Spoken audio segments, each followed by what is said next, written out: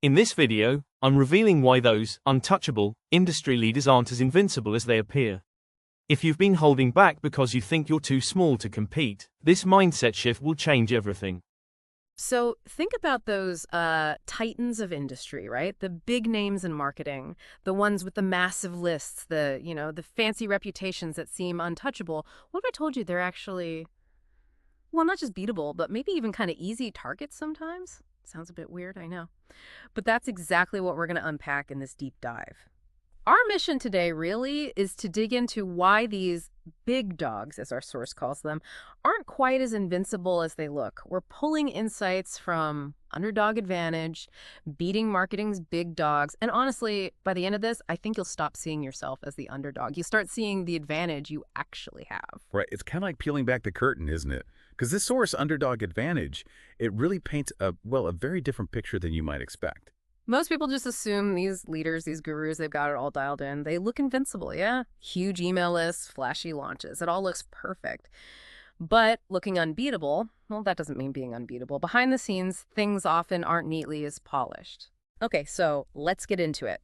What's the first sort of crack in the facade that underdog advantage points out? It's summed up pretty neatly. Big dogs get lazy. The source basically suggests that once these big names hit a certain level, they kind of relax, they get comfortable, and they stop doing the very things that actually made them successful to begin with. Exactly. And this is where it gets really interesting for smaller players.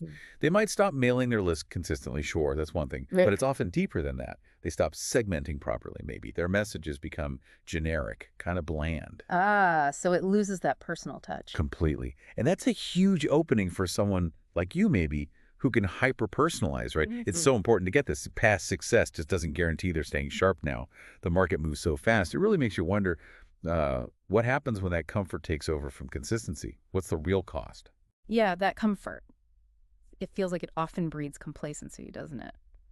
Which leads us right into the next big point from the source. They're coasting on old wins.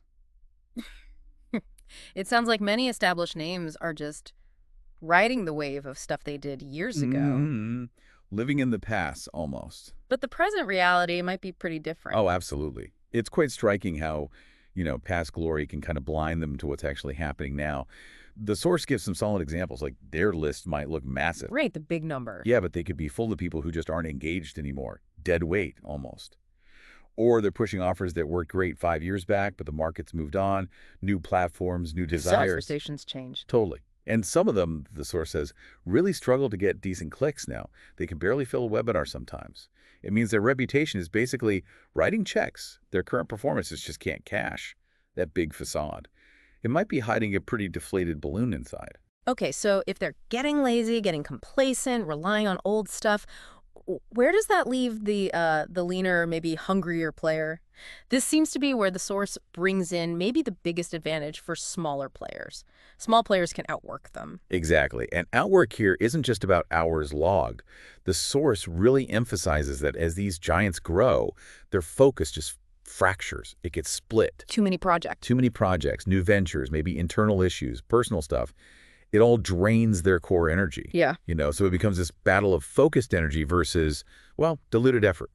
A smaller player, someone who's intensely focused, they can iterate so much faster, try new things, jump on new platforms. Be more agile. Way more agile. Offer hyper-responsive customer service that the big guys just can't scale easily. That's where the hustle really pays off. You can genuinely outmaneuver them. Wow. Okay, so understanding these weaknesses, these vulnerabilities, it really shifts the whole perspective, doesn't it?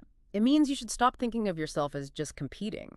You need to recognize the leverage you already have. You're not the small fish. You're maybe the piranha, nimble and focused. That's a great way to put it. And this is where that underdog advantage really comes into play for you.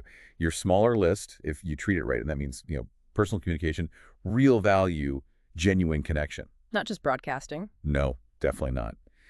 That smaller engaged list can absolutely outperform a huge neglected one, hands down. Think about it.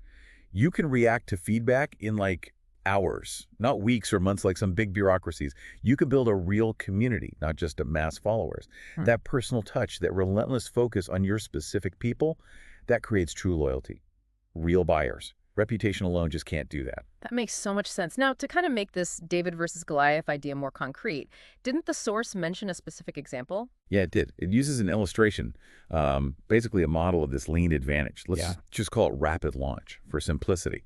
Imagine a system, right, designed for someone new to quickly start generating some income. An AI side hustle maybe, something super low cost, like maybe just $7 one time. And it automates small commissions, say $6 a pop. Okay.